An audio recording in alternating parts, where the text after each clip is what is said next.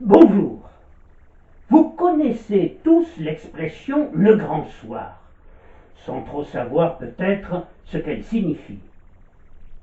C'est à la fin du XIXe siècle, en 1890, à une époque de conflits sociaux exacerbés, que le terme de grand soir est apparu pour la première fois, désignant ce moment à l'aube d'un jour nouveau qui renverserait non seulement le système capitaliste, mais aussi des normes sociales en vigueur. Il était lié essentiellement à l'idéologie communiste et anarchiste et s'expliquait par les conditions de vie extrêmement précaires des ouvriers de l'époque. Il succéda en quelque sorte au jour de la justice, nous expliquait il y a quelques années dans un de ses essais le linguiste Maurice Tournier. Le jour de la justice était, sous la Révolution française, la récompense après la bataille, le repos après l'achèvement du retournement des choses. Gracchus Babeuf proclamait en 1792 « Le jour viendra où les pauvres seront logés dans les appartements des riches au soir de la Révolution. » Cette valeur sera encore celle du communard Eugène Vermersch, qui l'évoquera comme aboutissement logique et naturel. Louise Michel, la Vierge rouge de la commune, l'appellera de ses vœux.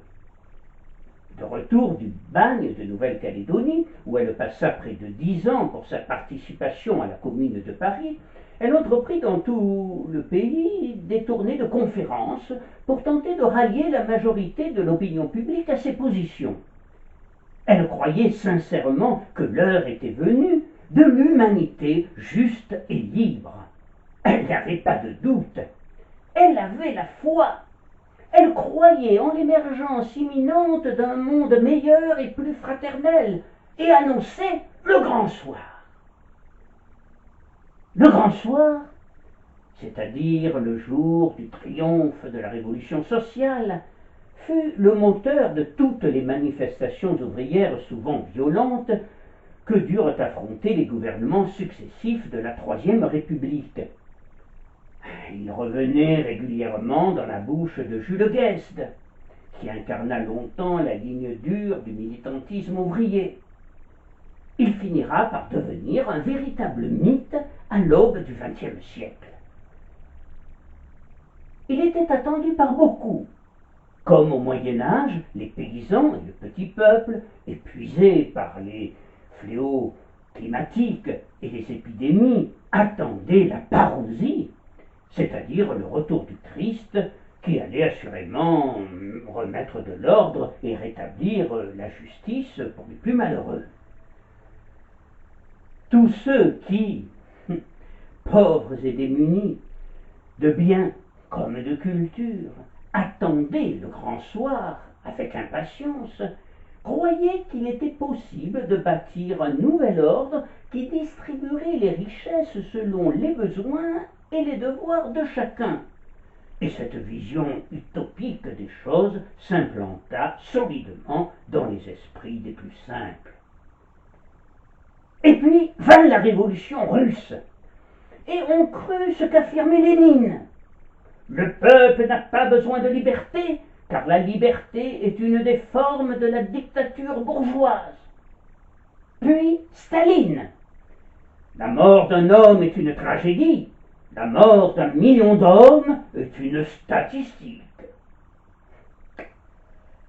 Mais au fil des années et des crimes du régime communiste qui surgissaient au grand jour, les illusions s'envolèrent et la désillusion fut quasi générale. En France, néanmoins, le Parti communiste français restait la principale force de gauche et les communistes jouèrent un rôle non négligeable dans la résistance et à la libération. Ils arrivèrent même au pouvoir, et toujours pas de grand soir. Alors, la formule commença à paraître archaïque et à faire sourire. les exhortations au grand soir seront pourtant encore entendues il y a 50 ans sur les barricades de mai 68 et à travers les propos d'étudiants trop gâtés par la vie et qui s'ennuyaient visiblement dans leurs universités. Aujourd'hui, Daniel Cohn-Bendit, leur principal leader de l'époque, considère que mai 68 ne fut jamais qu'une parenthèse historique, une sorte d'épiphénomène né dans la France tranquille et prospère des Trente Glorieuses. Il s'agace même de voir que certains continuent à ramener tout à mai 68 et raille ceux qui disent encore aujourd'hui que ce fut la répétition générale du grand soir. Un grand soir qui n'a jamais existé qu'en affiche et en slogan et qu'ils attendaient toujours. La fin des régimes communistes en Europe, entre 1988 et 1991, puis de l'URSS, et la découverte de leurs dérives et de leurs atrocités, ouvrirent enfin les yeux de ceux qui y croyaient encore. Et aujourd'hui, l'expression « le grand soir » ne fait plus du tout recette, et rares sont ceux qui, même à l'extrême gauche de l'échiquier politique, se risquent encore à évoquer le grand soir. Et pourtant, il faut bien en convenir, l'attente de ce grand soir, plein de promesses, continue encore de faire vibrer dans le secret de leur cœur quelques individus, idéalistes romantiques ou idéologues utopistes, qui aspirent et croient encore en une société plus juste et en une humanité plus humaine. En mai 68, il était interdit d'interdire. Aujourd'hui, il n'est pas encore interdit de rêver. À bientôt!